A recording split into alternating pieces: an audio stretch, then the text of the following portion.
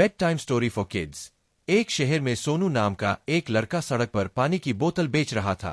वह चौराहे पर खड़ा हो जाता और जो भी लाल बत्ती पर गाड़ी रुकती उसे पानी की बोतल दिखाकर बेचने की कोशिश करता। कोई खरीद लेता, कोई मना कर देता था। शाम तक उसकी सारी बोतल बिक जाती है, केवल 2 बोतल उसके पास बची थीं। वह अभी भी गाड़ियों के बीच में बोतल बेचने के लिए घूम रहा था। रात हो चली थी। तभी एक चमचमाती बड़ी सी कार आकर रुकी। रीड मोर, राजकुमारी का घमंड, अनोखी कहानियां 2.1। सोनू दौड़कर गाड़ी के पास गया। गाड़ी में शालीन सी महिला बैठी थीं। उन्होंने सोनू से बोतल ले ली और उसे पैसे दे दिए। लेकिन पैसे खुले न होने के कारण सोनू इधर उधर भागता रहा कि कहीं से 500 रुपए के खुले मिल जाए, लेकिन पैसे न मिल सके। इसी बीच लाइट ग्रीन हो जाती है और गाड़ी चल देती है। सोनू गाड़ी के पीछे भागता है, लेकिन गाड़ी जल्दी से निकल जाती है। सोनू 500 का नोट हाथ में पकड़े खड़ा रह जाता है। तभी उसके साथ सामान बेचने वाला कल्लन उसके पास आता है। कल्लन, क्यों बे, आज तो लंबा हाथ मारा है। चल पार्टी दे दे, कम से कम एक चाय तो पिला दे। सोनू, इसमें सिर्फ 20 रुपए मेरे हैं, बाकी के वापस करने थे। कभी ये गाड़ी दोबारा दिखेगी तो वापस कर दूंगा। कल्लन, अबे पागल है क्या, कोई पैसे वापस करता है और जिन्हें तू वापस करने की सोच रहा है उन्हें याद भी नहीं होगा। लेकिन सोनू नहीं मानता। वह पानी की एक बची बोतल को अपने थर्माकोल के डिब्बे में डालकर घर की ओर चल देता है। घर पहुंचकर देखता है उसकी मां रमावती भी काम से वापस आ चुकी थी। रमावती घरों में काम करती थी। सोनू, मां, आज एक गाड़ी वाले ने 500 का नोट दिया, इससे पहले मैं पैसे वापस देता गाड़ी चली गई। रामवती, कोई बात नहीं बेटा, कभी वो गाड़ी दिखे तो वापस कर देना। इसी तरह समय बीत रहा था। सोनू दिन भर पानी की बोतल बेचता था। एक दिन उसे वही गाड़ी नजर आई। वह दौड़कर गाड़ी के पास गया। औरत, नहीं बेटा, आज पानी नहीं चाहिए। सोनू, मालकिन, मैं पानी की बात नहीं कर रहा, उस दिन आपके पैसे रह गए थे, ये लो अपने 480 रुपए। औरत, कौन से पैसे? सोनू, उस दिन आपने पानी की बोतल ली थी, खुले पैसे लेने गया, तब तक आपकी गाड़ी चली गई थी। यह कहते हुए सोनू ने जल्दी से जेब से निकालकर पैसे पकड़ा दिए। औरत, ड्राइवर, गाड़ी साइड में लगाओ। बेटा, साइड में चलकर बात करते हैं। गाड़ी से उतरकर उस औरत ने सोनू से पूछा। औरत, बेटा, तुम चाहते तो ये पैसे रख सकते थे, इन्हें वापस करने की क्या जरूरत थी? सोनू, मालकिन, हम अपनी मेहनत का खाते हैं, इसमें केवल 20 रुपए मेरे थे, वो मैंने ले लिए।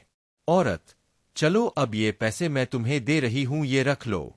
सोनू, नहीं, ये मैं नहीं ले सकता, मां ने मना किया है। सोनू की बातें सुनकर कविता जी सोच रही थी, इतनी गर्मी में पूरे दिन मेहनत करके भी इस लड़के में कितनी ईमानदारी भरी है। कविता जी, बेटा तुम कहाँ रहते हो? सोनू, वो सामने सड़क के पीछे कुछ झुग्गियां दिखाई दे रही है, हम वहीं रहते हैं। कविता जी ने कई बार पैसे देने की कोशिश की, लेकिन सोनू ने पैसे नहीं लिए। फिर कविता जी अपनी गाड़ी में बैठकर चली गईं। सोनू के चेहरे पर एक संतोष का भाव था। उसने सारी बात अपनी मां को बताई। यह सुनकर उसकी मां बहुत खुश हुई। तब से जब भी कविता जी वहां से गुजरती, सोनू से 2 या 3 पानी की बोतल लेती, जिससे उसकी मदद हो सके। इसी तरह समय बीत रहा था। कुछ दिन बाद कविता जी उधर से गुजरी तो उन्हें सोनू कहीं दिखाई नहीं दिया।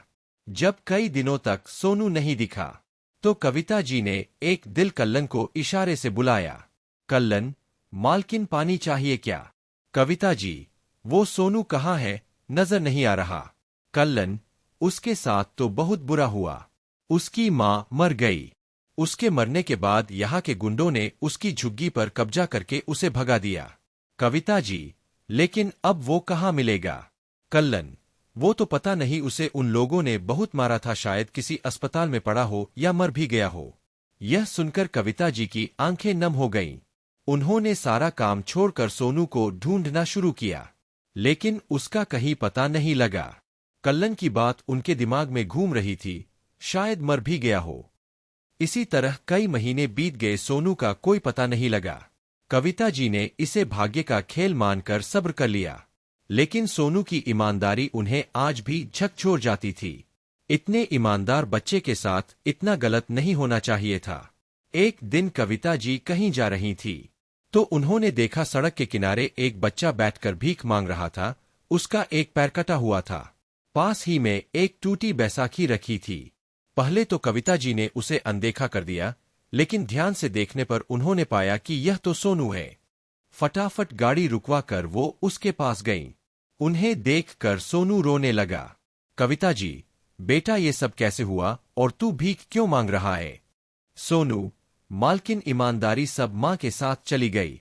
मेरी झुग्गी पर कब्जा हो गया, उनका विरोध करने की सजा पैर देकर चुकानी पड़ी। अब तो मेरे पास कुछ नहीं है, इसलिए भीख मांग रहा हूँ। कविता जी की आंखें भी नम हो गईं। कविता जी, कौन कहता है तेरी माँ के साथ ईमानदारी चली गई? तेरी माँ ने जो सिखाया उस ईमानदारी की वजह से तू मेरे पैसे वापस करने आया। तभी मैं तुझे याद रख पाई, वरना यहाँ सैकड़ों बच्चे घूम रहे हैं जिन्हें मैं जानती नहीं। तेरी ईमानदारी के कारण कई महीनों से तुझे ढूंढ रही हूँ। उनकी बातें सुनकर सोनू सिर्फ रो रहा था। हंसता मुस्कुराता बच्चा अब जिंदगी से मायूस और निराश दिख रहा था। कविता जी उसे अपने घर ले गईं। उसे न केवल अपने घर में रखा बल्कि उसके लिए एक पैर भी बनवाया। अब सोनू भी और बच्चों की तरह चल सकता था। सोनू को उन्होंने अपना बेटा बना लिया था। अब वह स्कूल जाता था। एक दिन उसी चौराहे पर कविता जी की गाड़ी रुकी। तभी कल्लन दौड़ता हुआ पानी की बोतल लेकर आया। पास में बैठे सोनू को देखकर वह चौंक गया। सोनू कार से उतरा और कल्लन को गले लगाया।